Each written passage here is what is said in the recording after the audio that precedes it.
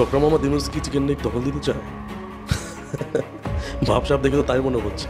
হঠাৎ করে এই 40 কিলোমিটারের দূরত্ব নিয়ে এত আলোচনা কেন করবো? ভারতের সেনাপ্রধান খুবই ভয়ঙ্কর এবং চাঞ্চল্যকর অভিযোগ এনেছে এই মুহূর্তে বাংলাদেশের বিরুদ্ধে, বা কোথাও না কোথাও এটা বর্তমান সরকারেরকে একটা চ্যালেঞ্জিং ইস্যু দিয়ে দিল ভারত। হঠাৎ করেই আগ্রাসী হওয়ার বার্তা দিলেন ভারতীয় সেনাপ্রধান উপেন্দ্র দ্বিবেদী। ভারতীয় গণমাধ্যমকে এ ব্যাপারে একটি সাক্ষাৎকার দিয়েছেন তিনি। আর তার এই সাক্ষাৎকার ঘিরে উপমহাদেশ জুড়েই শুরু হয়েছে তোলপাড়। অবৈধ পথে ভারতে প্রবেশের সময় সীমান্তরক্ষীদের হাতে আটক হল রাষ্ট্রপতি মোহাম্মদ শাহাবুদ্দিন। রাতে ঝিনাইদহের মহেশপুর সীমান্ত দিয়ে ভারতে পালানোর সময় তাকে আটক করে বর্ডার গার্ড বাংলাদেশ বিজিবি সদর দপ্তর থেকে এই তথ্য নিশ্চিত করা হয়। আওয়ামী লীগের খুবই কাছের ক্ষেত্রে আমাকে সবচেয়ে বড় একটা ক্যারেক্টার হিসেবে যিনি আছেন মহামান্য রাষ্ট্রপতি, ওনার বেলায় সরকারের অবস্থাটা কি? আজকে যে ঘটনা ঘটেছে, যে ঘোষণা এসেছে, আমার কাছে মনে হয়েছে যে এটা আপনার একটা আইকনিক পানিশমেন্ট লাগে। রাষ্ট্রপতি আসলে কি কি মামলার আসামি হয়েছে, এটা কেউ আশ্চর্য হওয়ার কিছু থাকবে না। হঠাৎ করে রাষ্ট্রপতির সেটা আসাতে চমকে উঠলাম এই কারণে তিনি হয়তো ইতিমধ্যে লোকান্তরিত হয়েছেন। ছাত্র জীবনে সত্য ছিল ছাত্রলীগের ক্যাডার, তো ছাত্রলীগের ক্যাডার যে কি মান সেটা তো দেশবাসী সকলেই জানেন, তাই না? আর কইলাম না। তো 1971 মুজিব বাহিনীতে জয়েন করে। এই মুজিব বাহিনীর দেরাদুনে ট্রেনিং নেয়। এই ট্রেনিং এর বন্দোবস্ত করে ভারতীয় গোয়েন্দা সংস্থার রয়ের একজন বিশিষ্ট জেনারেল উমা। 2011 সাল থেকে 2016 সাল পর্যন্ত সে দুর্নীতি দমন কমিশনের কমিশনার। এই সময় বাংলাদেশের দুর্নীতির যে ব্যাপক বিস্তার ঘটে সেটা তো আর কইয়া দিতে হবে না, তাই না? দেশ থেকে $50 বিলিয়ন বেশি অর্থ বিদেশে অফার হয়ে যায়। সাপ্পু এবং দুর্নীতি দমন কমিশনের তার সহকর্মীরা এই অভূতপূর্ব দুর্নীতির ঢাল হিসেবে দাঁড়ায় থেকে এটাকে প্রোটেকশন দেয়। আসসালামু আলাইকুম দর্শক, নতুন একটা নিউজে আপনাকে স্বাগতম। প্রিয় দর্শক, হঠাৎ বাংলাদেশের উপর খেপে গিয়ে ভারতীয় সেনা প্রধানের কড়া হুঁশিয়ারি, রাষ্ট্রপতি শাহাবুদ্দিন চুপ্পুর পদত্যাগ দাবিতে ফের উত্তাল দেশের রাজনীতি এবং নতুন করে রাষ্ট্রপতির ফেসে যাওয়ার ঘটনা ও প্রেক্ষাপট নিয়ে করা আমাদের আজকের ভিডিওটি খুবই গুরুত্বপূর্ণ। ভিডিওটি শুরু থেকে শেষ পর্যন্ত ধৈর্য সহকারে দেখে একটি লাইক দিয়ে সবাইকে শেয়ার করে দিন। আমাদের চ্যানেলে নতুন হলে চ্যানেলটি সাবস্ক্রাইব করে পাশে থাকা বেল আইকনে ক্লিক করে রাখুন। আমাদের ভিডিওটি আপনি বাংলাদেশের কোন জেলায় বসে দেখছেন বা শুনছেন সেটি অবশ্যই কমেন্ট বক্সে কমেন্ট করে জানিয়ে দিতে ভুলবেন না। চলুন আর কথা না বাড়িয়ে ভিডিওটিতে একটি লাইক দিয়ে ধারাবাহিকভাবে আজকের বিস্তারিত খবরগুলো দেখে আসি। হঠাৎ করেই আগ্রাসী হওয়ার বার্তা দিলেন ভারতীয় সেনাপ্রধান উপেন্দ্র দ্বিবেদী। ভারতীয় গণমাধ্যমকে এ ব্যাপারে একটি সাক্ষাৎকার দিয়েছেন তিনি। আর তার এই সাক্ষাৎকার ঘিরে উপমহাদেশ জুড়েই শুরু হয়েছে তোলপাড়। ভারতীয় সেনাপ্রধান উপেন্দ্র দ্বিবেদী পাকিস্তানকে সতর্ক করে বলেছেন, আমাদের স্পষ্ট বার্তা, প্রয়োজন পড়লে আগ্রাসী হবে ভারত। তিনি মূলত বাংলাদেশ পাকিস্তানের সম্পর্কের উষ্ণতা এবং কাশ্মীর সংকটের দিকে ইঙ্গিত করে এমন বার্তা দিয়েছেন যা রীতিমতো পাকিস্তানের সাথে ভারতের স্বঘোষিত যুদ্ধেরই ইঙ্গিত দিচ্ছে।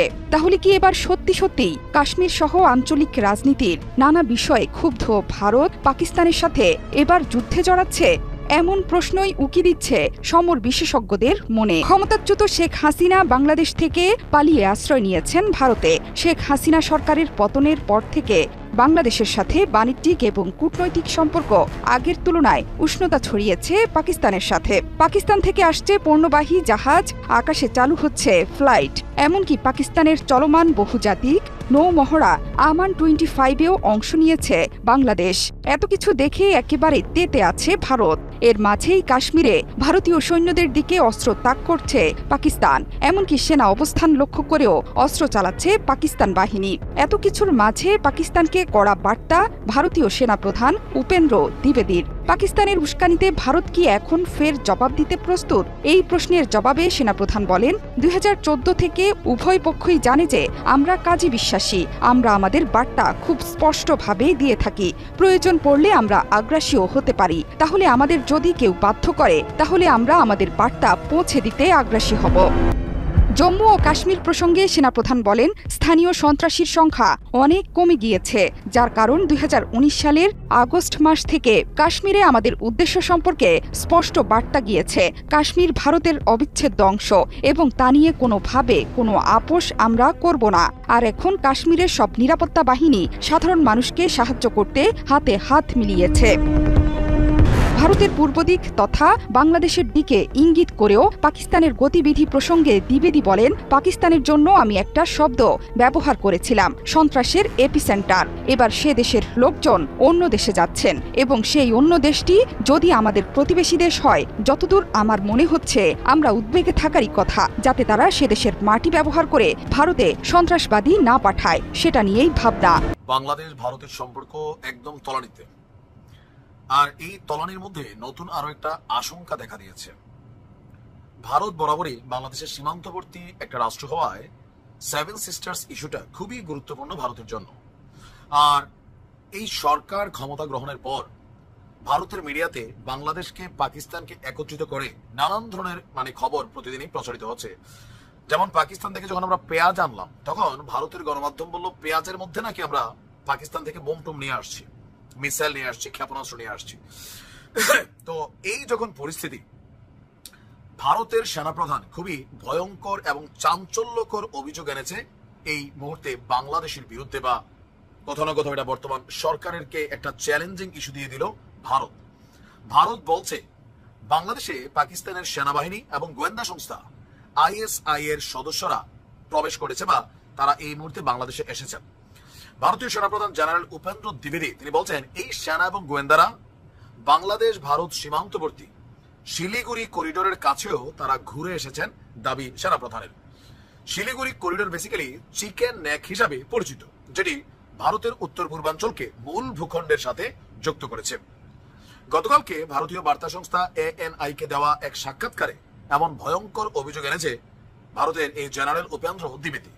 তিনি বলছেন তার কাছে প্রশ্ন ছিল, ভারতের সীমান্তবর্তী এবং চিকেন নেকের স্পর্শকাতর অঞ্চলে পাকিস্তানি সেনা এবং গোয়েন্দারা গিয়েছিলেন। তথ্য আছে ভারতীয় মিডিয়ার কাছে বা গোয়েন্দাদের কাছে। তো এইটা নিয়ে তিনি উদ্বিগ্ন কিনা বাংলাদেশের এই সিচুয়েশনটাতে। তিনি বলছেন যে আমি একটি আলাদা দেশের ক্ষেত্রে পাকিস্তানের ক্ষেত্রে সন্ত্রাসবাদের কেন্দ্র শব্দটি ব্যবহার করেছি। যদি এই দেশের ওই দেশের মানুষরা অন্য কোনো স্থানে যায় এবং সেটি আমাদের প্রতিবেশী হয়, বাংলাদেশ হয়, এবং বিষয়টির সঙ্গে আমরা সংশ্লিষ্ট থাকি, তাহলে বিষয়টি আমরা উদ্বিগ্ন অবশ্যই হব। তার বক্তব্য, বাংলাদেশের মাটি ব্যবহার করে পাকিস্তান যেন সন্ত্রাসী না পাঠাতে পারে সেটি চাওয়া থাকবে ভারতের সরকারের। এবং তিনি বলছেন বাংলাদেশের মাটি ব্যবহার করে পাকিস্তানি সন্ত্রাসীরা যেন ভারতের সন্ত্রাসীদের পাঠাতে না পারে, বিষয়টা নিয়ে তারা কনসার্ন করছেন। অপরদিকে বাংলাদেশ সেনাবাহিনীর সাথে ভারতীয় সেনাবাহিনীর বেশ ভালো সম্পর্ক আছে তিনি দাবি করে বলেছেন। সরকারের সঙ্গে কেমন সম্পর্ক সেটি স্পষ্ট করেননি। তার বক্তব্য, যদি প্রশাসনের কথা বলেন, এক্ষেত্রে ভারতের অবস্থান হলো বা সেনাবাহিনীর অবস্থান হলো, যখন সেখানে কোনো নির্বাচিত সরকার থাকবে তখন আমি বলতে পারবো তাদের সঙ্গে সম্পর্কটা কেমন হওয়া উচিত। কিন্তু সামরিক দিক দিয়ে ভারতীয় সেনাবাহিনী বাংলাদেশ সেনাবাহিনীর মধ্যে সম্পর্ক বেশ শক্তিশালী। আমরা যখন খুশি তখনই তাদের সঙ্গে নোট আদান প্রদান করতে পারি এবং আমরা এটি করছি। এখন প্রশ্ন হচ্ছে, ইউনূস সরকারকে ভারতের সেনাবাহিনী তারা কিন্তু পজিটিভ নিচ্ছেন না। তাদের বক্তব্য, এই ইন্টারিম গভর্নমেন্ট যেটা আছে, এই সরকারের সাথে সম্পর্ক স্থাপন এত জরুরি না, জরুরি হচ্ছে বাংলাদেশ সেনাবাহিনীর সাথে। পাশাপাশি এই দেশে যদি রাজনৈতিক সরকার আসে তখন রাষ্ট্র টু রাষ্ট্র সম্পর্কের ইস্যুটা আরো গভীর হবে। তো ভারতের যে এই চাঞ্চল্যকর অভিযোগ, আমরা আশা করছি নিশ্চয়ই আমাদের দেশের সরকার থেকে এই সম্পর্কে আগামীকালকে হয়তো একটা বার্তা যাবে পররাষ্ট্র মন্ত্রণালয় থেকে, কারণ অভিযোগটা ভয়ঙ্কর। ইভেন পাকিস্তানের সাথে বাংলাদেশের যে সুসম্পর্ক 53 বছর পর, এটা ভারত স্বাভাবিকভাবে ভালোভাবে নিচ্ছে না। কারণ ভারত পাকিস্তান তারা তাদের সীমান্ত কাশ্মীর থেকে বিভিন্ন জায়গায় পাকিস্তান ভারতের দিকে ভয়ানক অভিযান চালিয়েছে। ভারতও রয়ের মাধ্যমে পাকিস্তানে অনেক ঘটনা ঘটাইছে। বাংলাদেশ একটা করিডোর যেটা নিয়ে এতদিন ভারতের চিন্তা ছিল না, এখন তারা চিন্তায় পড়ছে। এখন বিষয়টা কি হয়তো আমাদের সরকার ব্রিফ করলে আমরা জানতে পারবো। ছাত্র জীবনে চুপ ছিল ছাত্রলীগের ক্যাডার। তো ছাত্রলীগের ক্যাডার যে কি মাল সেটা তো দেশবাসী সকলেই জানেন, তাই আর কইলাম না। তো 1971 মুজিব বাহিনীতে জয়েন করে। এই মুজিব বাহিনী দেরাদুনে ট্রেনিং নেয়। এই ট্রেনিং এর বন্দোবস্ত করে ভারতীয় গোয়েন্দা সংস্থার রয়ের একজন বিশিষ্ট জেনারেল উপান। তো মুজিব বাহিনীর উদ্দেশ্য ছিল বাংলাদেশের স্বাধীনতা না, কিন্তু উদ্দেশ্য ছিল স্বাধীনতা যুদ্ধকালে বাংলাদেশে যে বিপ্লবী যুব সমাজের উত্থান হয়েছিল তাদের খতম করা। তারা ধীরে ধীরে লেফটদেরকে বামদেরকে মারতো আর কি। হ্যাঁ, বাম সিটিভি বাম না, ওই যারা অরিজিনাল বাম, শেরে সিংরা টিকটা যারা চাইনিজ বাম ছিল তাদেরকে। তো যাই হোক, এরই ধারাবাহিকতায় ওই একটা অংশ বাইরে হয়ে যা শুধু হয়ে যায় এই মুজিব বাহিনীর একটা অংশ। তারপরে যে অংশটা আওয়ামী লীগের সাথে থাকে আর কি, তাদেরকে দিয়া শেখ মুজিব রক্ষী বাহিনী গঠন করে এবং তারা 30,000 যুবককে হত্যা করে বলে কথিত আছে। হিসাবপত্র এখনো পাওয়া যায় না, এটা জাসদের লোকেরাই তারা এটা দাবি করছিল এবং সেই সময়কার লেফট যারা অ্যান্টি মুজিব রাজনীতি করতো তারাই দাবি করছিল।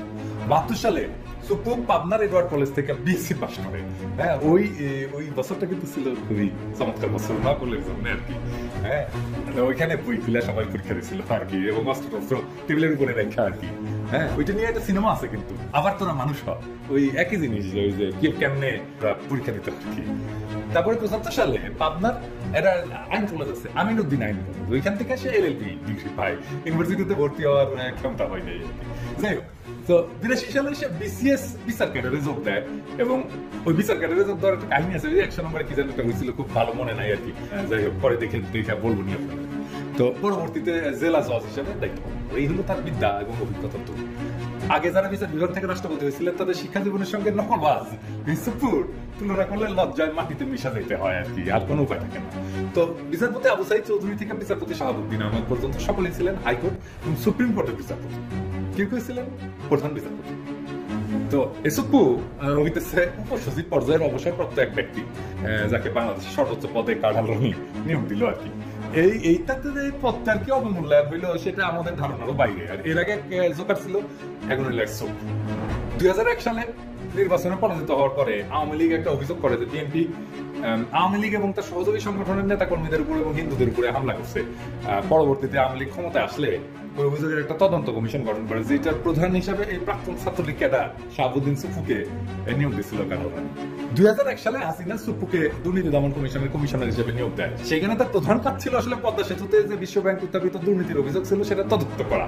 হ্যাঁ, তো যাই হোক, আশ্চর্য হওয়ার কিছু নাই যে হাসিনার বদলে সুপু তার তথাকথিত তদন্ত শেষে দাবি করে যে বিশ্বব্যাংকের এই অভিযোগ মিথ্যা। তো যাই হোক, এই ভূমিকার কারণে সে হাসিনার আস্থা এবং বিশ্বাস অর্জন করে, কারণ তারে তো বাঁচাইছে। 2011 সাল থেকে 2016 সাল পর্যন্ত সে দুর্নীতি দমন কমিশনের কমিশনার ছিল। এই সময় বাংলাদেশের দুর্নীতির যে ব্যাপক বিস্তার ঘটে সেটা তো আর কইয়া দিতে হবে না, তাই না? দেশ থেকে $50 বিলিয়ন বেশি অর্থ বিদেশে ফাঁসানো হইয়া যায়। সাপ্পু এবং দুর্নীতি দমন কমিশনের তার সহকর্মীরা এই অভূতপূর্ব দুর্নীতির ঢাল হিসাবে দাঁড়ায় থেকে এটাকে প্রোটেকশন দেয় আর কি। হ্যাঁ, তো পরবর্তীতে সুপু আমাদের বিখ্যাত এস আলমের মালিকানাধীন ইসলামী ব্যাংকের ভাইস চেয়ারম্যান পদে চাকরি নেন। মানে দেখেন, সে কোথাও ভাইস চেয়ারম্যান, হ্যাঁ, উপসচিব, এইগুলোর উপরে কিন্তু উঠতে পারতেছে না আর কি। যাই হোক, এই যে প্রেসিডেন্ট পদে মনোনয়ন পেয়েছে তার আগ পর্যন্ত কিন্তু এই পদে চাকরি করতো। ও মানে ইসলামী ব্যাংকের ভাইস চেয়ারম্যান ছিল। আদানি যেমন মোদীর ক্যাশিয়ার, এস আলম তেমন কাঠালানি হাসিনার ক্যাশিয়ার, আমরা জানি তো। এই শাহাবুদ্দিন সুপুর নজরদারিতে কিন্তু ইসলামী ব্যাংক জয় বাংলা হয়ে যায়। বিভিন্ন পত্রপত্রিকা বলা হইতেছে যে সুপুর ছাত্রলীগের ক্যাডার ছিল, মুক্তিযুদ্ধ করছে, 1975 সালে শেখ মুজিব জয় বাংলা হয়ে যাওয়ার পরে কারাবরণ করছে। এইসব কারণে এই পদে তাদের কাঠালানি নিয়োগ দিছে আর কি। তো এই ধরনের কাজ আওয়ামী পরিবারে তো সে একই করে নাই, তাই না? তুফাইল আমাদের কথাই করে, যেসব যোগ্যতার ভিত্তিতে সুপুকে রাষ্ট্রপতি বানানো হয়েছে তাতে সুপুর চাইতে তোফাইলের যোগ্যতা 100 গুণ বেশি। তাইলে সুপুর মধ্যে কি আছে? হাসিনা কি দেখছে? হ্যাঁ, আসলে হাসিনা চাইছে তার পাশাটা একটা বিশ্বস্ত পরীক্ষিত চাকর, যে তারে আগামী নির্বাচনে উৎসাহ দেওয়ার জন্য হাসিনা যা যা বলবে বিনা বাক্য ব্যয়ে সেটা পালন করবে। ইতিমধ্যে সুপু কিন্তু এই বিষয়ে হাসিনা খোলাখুলি ভাবে প্রতিশ্রুতি দিছে, হইয়া দিছে। দৈনিক বাংলাদেশ প্রতিদিনে গত বছর 12 ডিসেম্বরে লেখা একটা উপসম্পাদকীয়তে সে প্রকাশে বলছে যে 2024 সালে হাসিনা জরুরি, দেখেন জরুরি, হ্যাঁ, এটা কইয়া দিছে। হ্যাঁ, এটা নিয়ে আর কিছু কইলাম না, কইরা নিলেন এটা।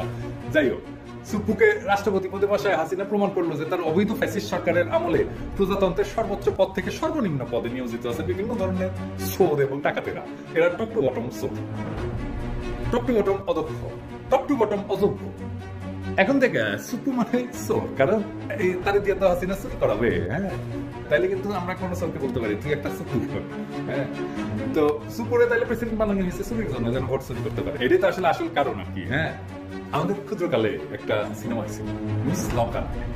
ক্ষুদ্রকালে মানে তখন মেডিকেল কলেজে পড়ি, অত ক্ষুদ্র না আর কি। তো সিনেমাটা বাংলাদেশ, পাকিস্তান আর শ্রীলঙ্কা যৌথ প্রযোজনা হয়েছিল। ববিতা নায়িকা, আর নায়ক পাকিস্তানের ফয়সাল, মানে পাকিস্তান শুনে আবার আওয়ামী লীগেরা একটু এখন যাই হোক, ববিতা কেবল খালাম্মা হইতে শুরু করছেন আর কি। আর ফয়সাল হইতেছে, আমি মেডিকেল কলেজে পড়ার সময় যেরকম লেংথ উইদাউট ব্রেথ ছিলাম না, মানে তালপাটা পাইছিলাম না, ওই রকম আর কি। তো যাই হোক, মানে একটু পিথুলা মহিলার সাথে একজন সিকনা পোলা নাচ গান করতেছে, একটু মজাই লাগছিল আর কি। তবু করেছো আমার মনটা, হায় রে হায় ইসলাম কা। এদিকে বাজেয়াপ্ত হতে বাঁচতে আওয়ামী লীগের মন্ত্রী এমপিদের টাকা বিনিয়োগ হচ্ছে বড় বড় কোম্পানিগুলোতে। দেশ ছেড়ে পালিয়ে যাওয়া কিংবা আত্মগোপনে থাকা আওয়ামী লীগ নেতাদের নামে ও বেনামে হাজার হাজার কোটি টাকা দেশের বড় বড় কোম্পানিগুলোতে জমা রাখা হচ্ছে, যার মাধ্যমে তারা নিজেদের অর্থের নিরাপত্তা নিশ্চিত করছেন। এসব কোম্পানিগুলো এখন বিপুল বিনিয়োগ পেয়ে সুবিধা পাচ্ছে এবং পোয়াবড় অবস্থায় রয়েছে। সরকারের পট পরিবর্তনের পর নেতারা যেভাবে পেরেছেন তেমনিভাবে নিজেদের নগদ অর্থ কিংবা মূল্যবান সম্পদ দেশের বাইরে সরিয়ে নিয়েছেন। অনেকেই এই অল্প সময়ে অর্থ সরাতে পারেননি, কারণ তারা নিজেদের এবং পরিবারের নিরাপত্তার কথা ভাবতে ব্যস্ত ছিলেন। এবার এসব নেতাদের পাশে দাঁড়িয়েছেন বড় বড় কোম্পানিগুলো, কারণ যত বড় গ্রুপ অফ কোম্পানির অ্যাকাউন্টে টাকা জমা থাকে বা তাদের জিম্মায় সম্পদ রাখা হয়, তখন প্রশাসনের পক্ষ থেকে কোনো ধরনের বাধা আসে না। তাই বিনিয়োগের নামেই হোক বা টাকা নিরাপত্তার জন্য অর্থ কোম্পানিগুলোতে সরিয়ে রাখার চেষ্টা চলছে, যাতে নেতারা হাত ছেড়ে বাঁচতে পারেন। গত 15 বছরে আওয়ামী লীগ সরকারের অধীনে বড় বড় কোম্পানিগুলো সবচেয়ে বেশি সুবিধা পেয়েছে এবং সম্পদের পাহাড় তৈরি করেছে। এখন সাবেক মন্ত্রী, প্রতিমন্ত্রী, সংসদ সদস্যদের টাকা নিরাপদে রাখতে সহযোগিতা করার জন্য এসব কোম্পানিগুলো এগিয়ে এসেছে। বিদেশে পলাতক নেতারা দেশে ফিরে না আসলে কিংবা বড় ধরনের সাজার আওতায় পড়লে তখন এসব কোম্পানি লাভবান হবে। এই কারণে এসব কোম্পানিগুলোর অ্যাকাউন্টে টাকা জমা হচ্ছে। এছাড়া নতুন ব্যবসা চালু করা কোম্পানি থেকে শুরু করে ভারত ও আশেপাশের দেশগুলোতে ব্যবসায়ী বাজার সৃষ্টি করা কোম্পানিগুলোর নাম রয়েছে, যারা এসব নেতাদের কালো টাকা বিনিয়োগের ব্যবস্থা করেছে।